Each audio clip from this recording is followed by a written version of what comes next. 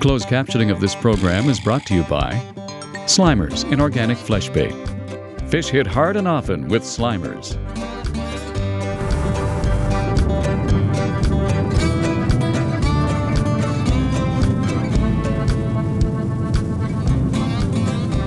It was funny because I saw about 5 or 6 perch following my little minnow, trying to get him out of the weeds. Come on around. I'll see if I can get him around the other side of the boat, Roger. Okay. Yeah, he came out right from that tree.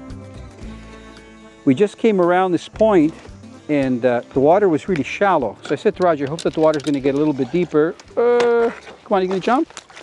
Nice jump. You need the net? I don't know. Yeah, we'll use the net. When you get our age and you got to bend over and grab them and all this stuff, this is a lot easier, right, Roger? I agree. I like that little minnow went right up the line, so it's out of the way. It's not a bad fish. There you go. For middle of the day, we're talking 3 o'clock. Now I think I hooked him real well. Can you see that hook? I think we're going to get the pliers, even though it's a big hook. You know, when you get into these larger size worm hooks, and I don't know how good you are with sizes, is that like a 4 or 5/0? That's a pretty big hook. That's a 5/0, right? yeah. So you can see the way that hook has gone right through. So this fish had the bait fish, the little minnow that we're using, the plastic one, and he was running off with it. I didn't feel a hit. I just saw my line go like this from right to left, you know. So then I set the hook. But these larger hooks have larger barbs. So great for tournament fishing, guys. But when you're trying to get the hook out, I got to try to kind of get it out the same way it went in. They're so effective that they're actually a challenge to get out. But look there's the size of the hook. You can see how big it is.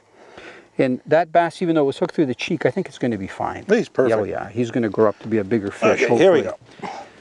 Beautiful, and watch him disappear in that green grass. Roger, something I'm really excited about is the new bait that's impregnated not just with scent when it comes to plastic, but with things that actually turn fish on. So I think you should show the viewers what the bait is, and tell them a little bit about it. A little bit about the bait and a little bit about what's in it. Yep.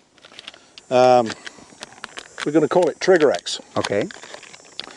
And you've probably heard the word pheromone over the years. British government for the last several years have been doing a lot of research, and they've actually spent several $1 million and equipped a ship to work out in the ocean because they feel there's a lot of capabilities of using this in the fishing for saltwater fishing. Wow.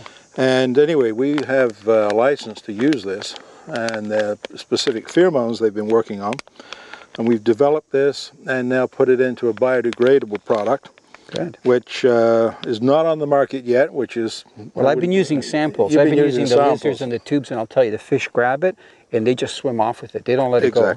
Exactly. So we're excited. Next year, it will be on the market, and we're just looking forward to unbelievable success with what you've seen and what we've seen, what the British government have been able to do and what we've been able to take from there. So now what I like is the packaging. I don't know if you can see through this package.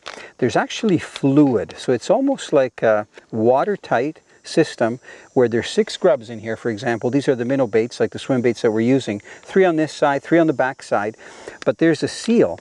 So each one of them is actually sealed in there to keep the scent, so that when you pull the seal back, you actually get one of the baits out. And what I was doing when I was doing my pitching and flipping show with some of the, different types of crayfish patterns, I used a Ziploc bag, and when I was done fishing with it, I poured the liquid, whatever it was, back in and then put them back in. It's just to keep the scent really strong. Exactly. And if you let them dry out, then they will biodegrade. So you need to keep them wet, and they'll last for quite some time. Wow, it sounds like a great product. So, okay, anyway, look, we'll give them a try. All we have is about 3 miles left of trees, so I'm not sure what we're going to do afterwards. We have that shoreline, that's about 5 miles. What do you think? You get up and do the 3 miles. This one right here? We'll talk again about the other 5 miles. Okay.